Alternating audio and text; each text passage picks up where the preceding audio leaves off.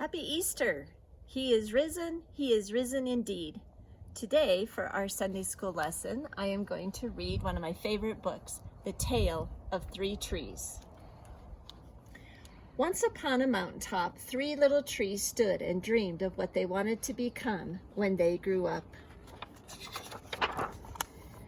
The first tree looked up at the stars twinkling like diamonds above him. "I want to hold treasure," he said. "I want to be covered with gold and filled with precious stones. I will be the most beautiful treasure chest in the world." The second little tree looked out at the small stream trickling by on its way to the ocean. "I want to be a strong sailing ship," he said. "I want to travel mighty waters and carry powerful kings. I will be the strongest ship in the world." The third little tree looked down into the valley below, where busy men and busy women worked in a busy town. "I don't want to leave this mountaintop at all," she said.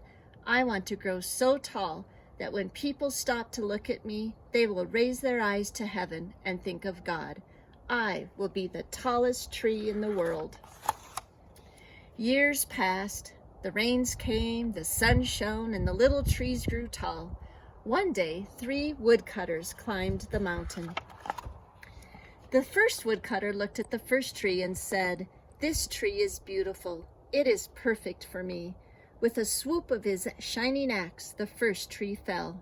"Now I shall be made into a beautiful chest," thought the first tree. "I shall hold wonderful treasure." The second woodcutter looked at the second tree and said, "This tree is strong. It is perfect for me." With a swoop of his shining axe, the second tree fell. "Now I shall sail mighty waters," thought the second tree. "I shall be a strong ship fit for kings." The third tree felt her heart sink when the last woodcutter looked her way. She stood straight and tall and pointed bravely to heaven, but the woodcutter never even looked up. "Any kind of tree will do for me," he muttered. With a swoop of his shining axe, the third tree fell. The first tree rejoiced when the woodcutter brought him to a carpenter's shop, but the busy carpenter was not thinking about treasure chests. Instead, his work-worn hands fashioned the tree into a feed box for animals. The once beautiful tree was not covered with gold or filled with treasure. He was coated with sawdust and filled with hay for hungry farm animals. The second tree smiled when the woodcutter took him to a shipyard, but no mighty sailing ships were being made that day. Instead, the once strong tree was hammered and sawed into a simple fishing boat. Too small and too weak to sail an ocean or even a river, he was taken to a little lake. Every day, he brought in loads of dead, smelly fish. The third tree was confused when the woodcutter cut her into strong beams and left her in a lumber yard. "What happened?" the once tall tree wondered. "All I ever wanted to do was stay on the mountaintop and point to God." Many, many days and nights passed. The three trees nearly forgot their dreams, but one night golden starlight poured over the first tree as a young woman placed her newborn baby in the feed box. "I wish I could make a cradle for him," her husband whispered. The mother squeezed his hand and smiled as the starlight shone on the smooth and sturdy wood.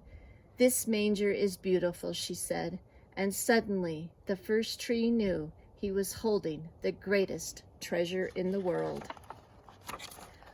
One evening, a tired traveler and his friends crowded into the old fishing boat.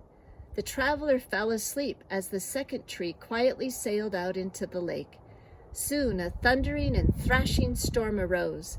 The little tree shuddered. He knew he did not have the strength to carry so many passengers safely through the wind and rain. The tired man awakened. He stood up, stretched out his hand, and said, "Peace." The storm stopped as quickly as it had begun, and suddenly the second tree knew he was carrying the King of heaven and earth. One Friday morning, the third tree was startled when her beams were yanked from the forgotten woodpile. She flinched as she was carried through an angry, jeering crowd. She shuddered when soldiers nailed a man's hands to her. She felt ugly and harsh and cruel.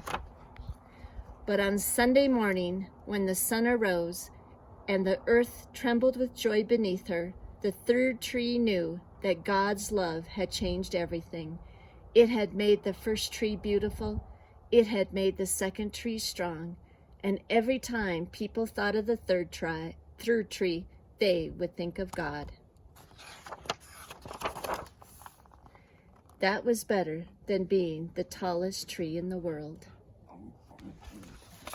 Thanks for listening. Have a happy Easter and see you next week.